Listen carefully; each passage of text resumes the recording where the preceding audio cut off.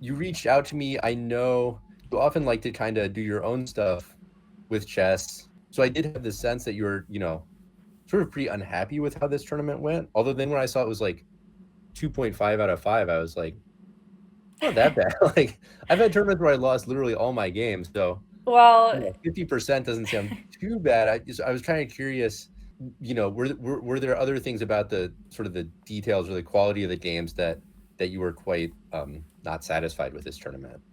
so I think like one of them was just there was at least one game this the second round I believe where I lost. I wasn't really sure where I went wrong.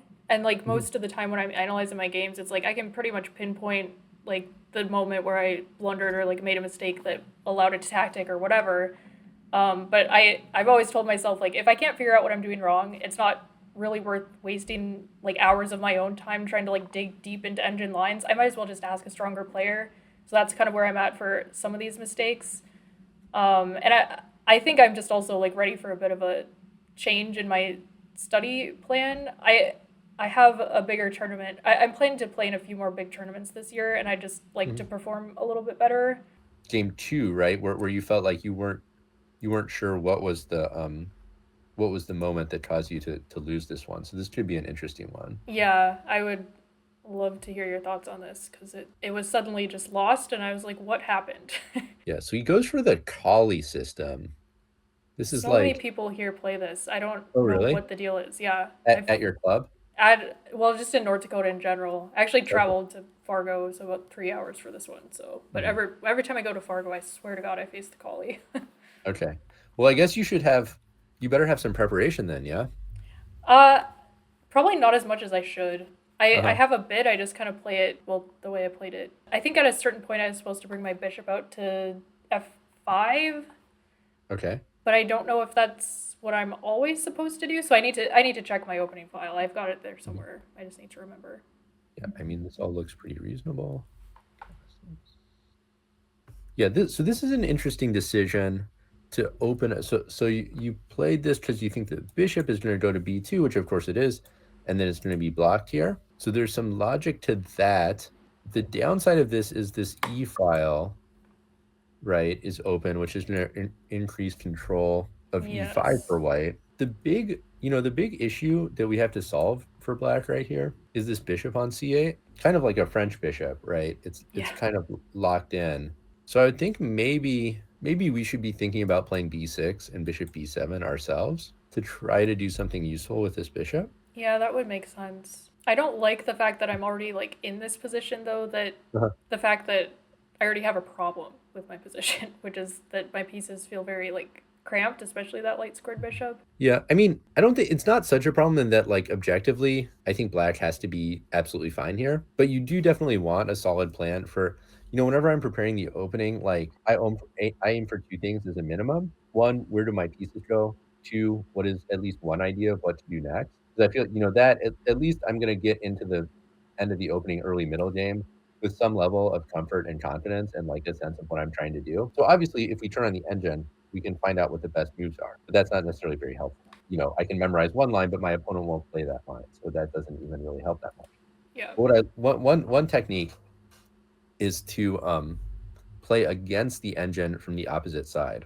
So I'm going to play the engine moves, and you can play for white. Okay. Okay. So the engine did actually decide to go for this trade, which you went for. All right. Take back with the pawn. Mhm. Okay, and then I'll just give it a moment to think, and it's actually going for b6 here.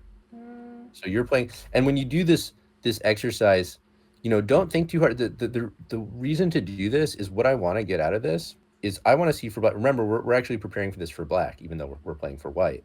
What I want to understand is if my opponent as white plays like natural human moves, how am I going to crush them?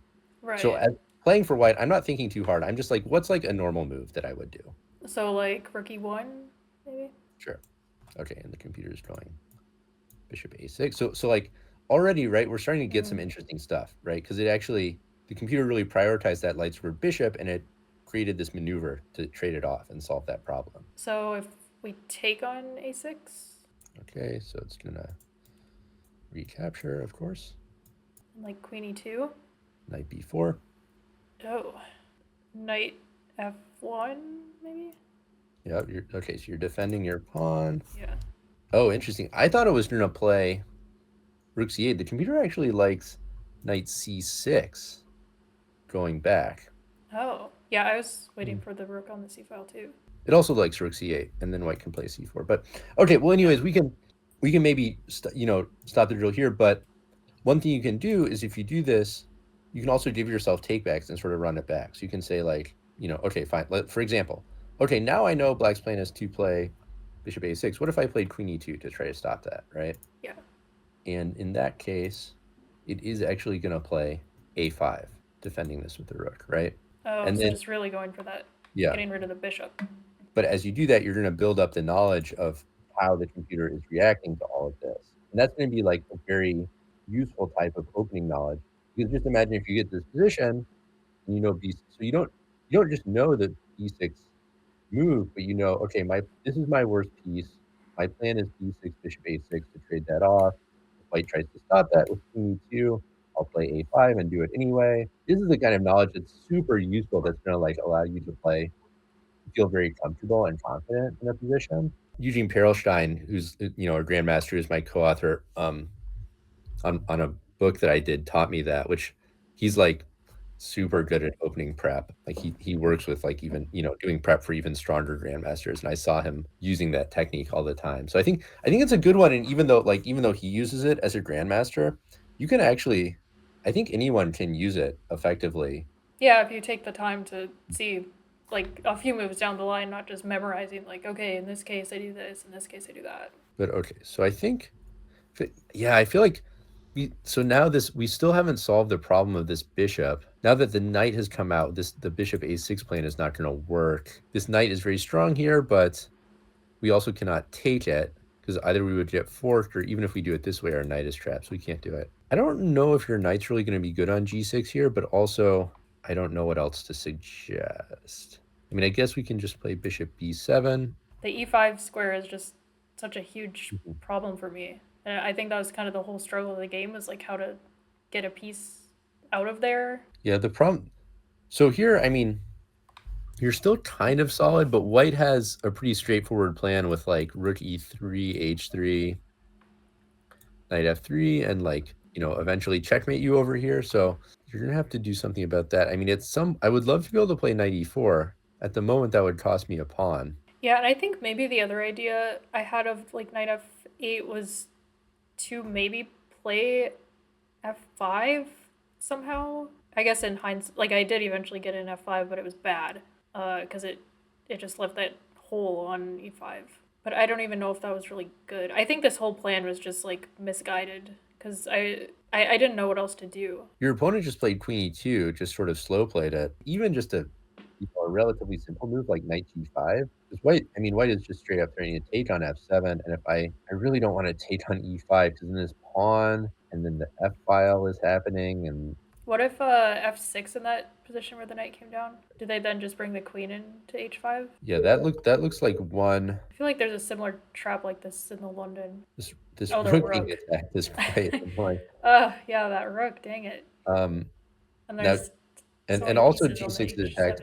So maybe this, but then I would certainly be worried that white, can white just crash through? This looks incredibly scary. White's only sacrificed one piece so far, and like, yeah, that is brutal. A lot of nasty stuff looks like it's happening here. So I think your opponent could have gone for the jugular with just knight g5 directly here. All this stuff is back here kind of blocking each other. Yeah, and I don't know why I keep going for this plan. I do it a lot in online games too, and I guess in the faster games it's like usually just fine because I don't have time to calculate this far. I don't know why I keep doing this. It rarely works out for me. Yeah, it could be. I mean, it could just sort of be, I feel like usually we kind of go with what we're comfortable with. So the move I really want to play as black to get out of this is knight e4, because that blocks the bishop and the rook and opens up f6 to expel the knight. So that is the move I want. Now here, white's attacking it twice and defended once. Having said that, even as a pawn sacrifice, it's kind of interesting, because if white takes, okay, yes, I gave up a pawn, but my bishop, which was total dead weight, is now transformed into actually the best piece on the board. I traded off, I was quite cramped and I traded off a pair of pieces. And so suddenly I feel like I have quite a lot to hope for here. And also, if you put the shoe on the other foot and you're in white's position, here you're probably feeling pretty good. You're like, I played the Colle, I surprised my opponent, I'm so smart. I'm gonna go knight g5 and like rook lift and queen over, and this plan I've probably done a million times and like win the game. And then suddenly knight e4 happens, and you're like, wait, huh? Like they're offering a pawn, but if I take now like they're the ones who are attacking me, and like how do I even evaluate this? Yeah.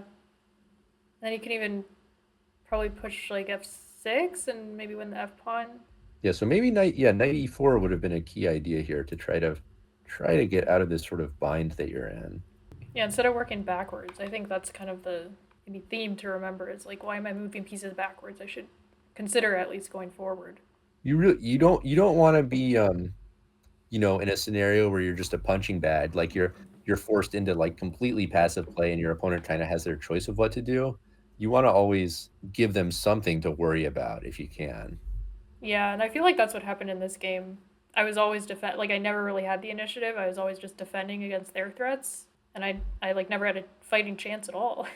Having said that, this position actually, it kind of looked like white could have possibly gone in with knight g5 and just gone for the direct attack.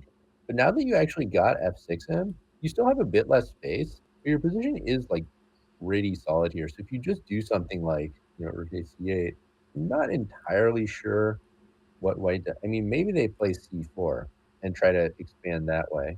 Here, allowing white to create this pawn weakness that they were then able to attack. Yeah, this I think this was a moment like you were saying earlier that I didn't really calculate far enough Mhm. because I think my thought process was like, oh, that bishop is so nice. It's just like slicing right through my position and like hitting the f or the h7 square. So like no way they're just gonna give it up for my knight, and then they did, and I was like, oh, this is actually not great for me. Mhm. I mean, I totally agree that white's bishop is a very good piece. So it seems like they wouldn't want to take it. Although the thing is, like, even if they don't do that, I don't think this knight is doing much here. Like, a sort of anti-pattern is knight here versus pawn here. Because a Oh pawn, yeah, you don't want a piece of lesser value to dominate your piece. And here this little pawn is dominating the knight. So it's like the same thing with like b6 versus b3 or g6 versus g3. You don't really want your knight set up like that. And actually this knight here defending e6 is kind of doing a good job. So actually if I were white, I don't even know if I would take this knight. But this did present you a concrete problem to solve of how to defend g6. And then after knight h4, now a check is coming in. I do like white giving up the light squared bishop and you still having yours is like giving me a little bit of hope for black's position. Like I can maybe, what if we counterattack this? oh that might have been better. So I think I probably, actually considered that in the game, but I think I said no because why did I say no?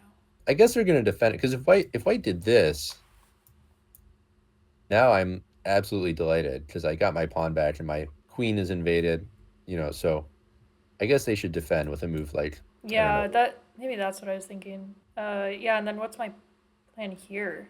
Or is it just already kind of bad for me? I'm not sure. Like maybe what I want to do is sacrifice this pawn somehow. Is there any way we can get away with e5 here?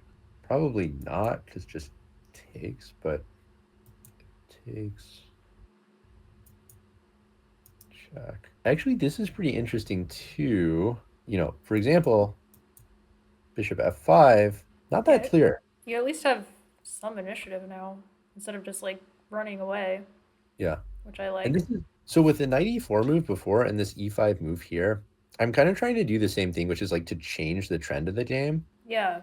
Just like when you're just getting crushed and just your opponent, you're just in that sort of punching bag scenario, it's too easy for your opponent to play because they can just, sort of go through the motions that are planned. So like what I'm trying to, if we turn on the engine, maybe it's going to say that this is all nonsense. I don't know. What I'm trying to do is change the trend of the game to at least take my opponent out of their comfort zone so it's not so easy for them to find the moves they need to play to beat me. So in the game we had, oops, not rook c8, but rather king f7, knight h4. Now you have to play f5 because you probably can't allow that, check, the queen comes in. So you got to play f5.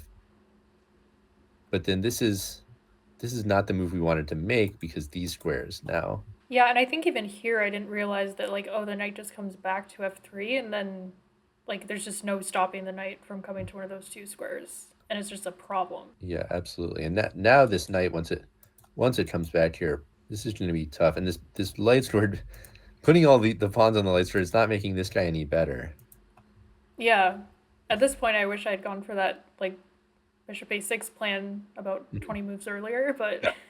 It's funny how it's like it seems very innocuous in the opening, but then it can change the whole course of the game to just like no, like one plan or one yeah. move. Okay, yeah, here's what I was talking about, the king. This is the king position you don't want. Although Yeah. perhaps you had, maybe you didn't have much of a choice because you would like to go back here, but then, well, that's a fork. You can't really do Yeah. that. So maybe bishop e7 was not the right move. Like I should have just allowed knight g5 and then maybe even given up the e pawn just to get rid of that knight and my bishop. Unfortunately, it seems like white just has a very simple plan of piling up on the e file.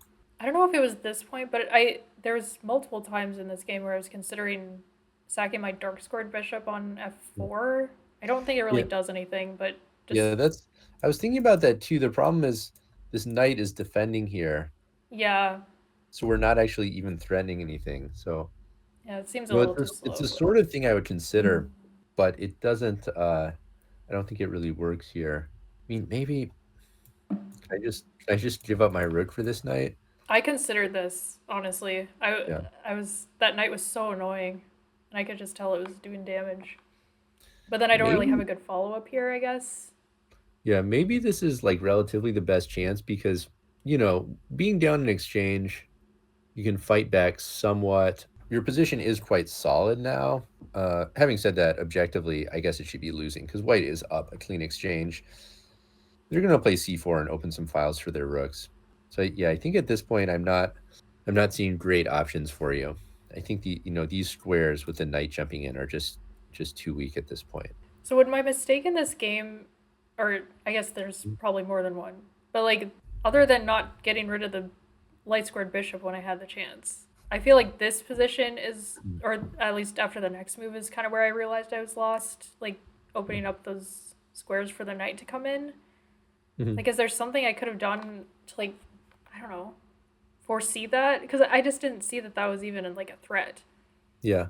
I think it really came down to your opponent had a better handle on the plans in this, the opening and in a larger sense in the pawn structure. Basically, all of white's moves are working together to make a plan that is making their position better and better and putting more and more pressure on you. I think in the game, you didn't really have a sense of like what you were trying to do or like how your moves kind of fit together into a plan. Yeah.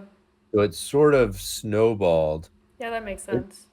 Yeah, that's what I would say overall is like it really came down to the plan in this structure. Your opponent had a good plan to gradually build up the position, and you didn't quite have the same level of plan to counter that, which is that is typical of a higher level of competition in the sense that this game was not decided by a one move blunder where someone hangs a piece or a tactic. It Right. was actually built up with a coherent plan over the course of many moves, which is like, yeah, that's high level chess. And then we had, let's see, was there any other interesting moves? Your king had to come out, which is not.